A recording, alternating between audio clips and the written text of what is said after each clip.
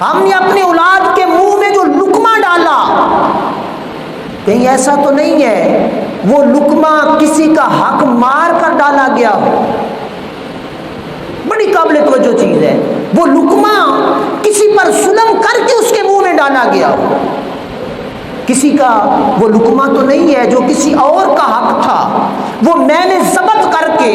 اپنی اولاد کے منہ میں ڈال دیا۔ اولاد کا بے شک قصور نہیں ہے، نبی پاک نے فرمایا رب دیکھتا ہے کہ اس کی جو پرورش ہوئی بچپن میں، کیا اس کے والدین نے حرام طریقے سے کی یا حلال طریقے سے کی۔ اگر حلال طریقے سے ہے تو پھر دعا کو قبول ہونے سے کوئی شے روک نہیں سکتی، اور اگر حرام طریقے سے ہے تو پھر وہ دعا بڑی خوبصورت ہی کیوں نہ ہو، بڑی عاجزی انکساری والی کیوں نہ ہو، بڑے خوبصورت الفاظ میں کیوں نہ مانگی گئی ہو، وہ دعا اللہ قبول نہیں کرتا۔ حضرت سیدنا ابراہیم بن ادم رضی اللہ تعالیٰ عنہ سے کسی نے سوال کیا، دریافت کیا کہ حضور ہم دعا مانگتے ہیں، بڑی دعائیں مانگتے ہیں، پر ہماری دعا اللہ کی بارگاہ میں مقبول نہیں ہوتی، کیوں نہیں ہوتی، اس کی وجہ کیا ہے؟ تو حضرت ابراہیم بن ادم رضی اللہ تعالیٰ عنہ نے ارشاد فرمایا اس کی وجہ یہ ہے کہ اللہ تبارک و تعالیٰ نے تمہیں جس کام کا حکم دیا تم نے وہ کام چھوڑ دیا، اور جس کام سے منع کیا تم نے اس کام کو اختیار کر لیا۔ یعنی رب نے ہمیں حکم دیا نماز پڑھ، اپنا رزق پا کر تاکہ میں تمہیں درجے دوں، اچھی اعمال کر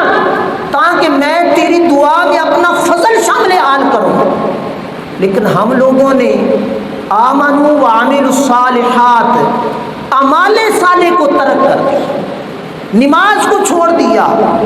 ذکر و اذکار کو چھوڑ دیا، اور باقی اچھی اعمال کو چھوڑ دیا۔ اس کے برعکس رب نے ہمیں منع کیا کہ حرام نہیں کھانا، رب نے ہمیں منع کیا کسی کا حق نہیں مارنا، رب نے ہمیں منع کیا کسی پر زیادتی نہیں کرنی، رب نے ہمیں منع کیا کسی پر ظلم نہیں کرنا، رب نے ہمیں منع کیا چوری نہیں کرنی۔ آج میں اور آپ اپنے اپنے گریبانوں کے اندر جھانک کر دیکھیں، نماز کا حکم دیا ہم نے چھوڑ دی، زکوٰۃ کا رب نے حکم دیا ہم نے چھوڑ دی، عشر کا صدقے کا رب نے حکم دیا ہم نے چھوڑ دیا، حرام سے منع کیا ہم نے اختیار کر لیا، ظلم سے منع کیا ہم نے اختیار کر لیا، بدعمالی سے منع کیا ہم نے اختیار کر لیا۔ پھر نبی پاک صلی اللہ علیہ وآلہ وسلم نے فرمایا اے بندے ذرا غور کر، اپنے اعمال کے اندر غور کر،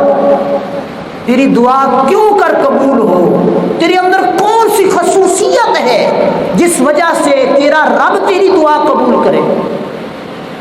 وجود کے اندر طاقت حلال نہیں ہے، جسم کے اوپر کپڑا حلال نہیں ہے، اور آیا ہے بھاگتا ہوا، میں بھاگتا ہوا جاؤں رب سے مانگوں رب مجھے عطا کر دے گا،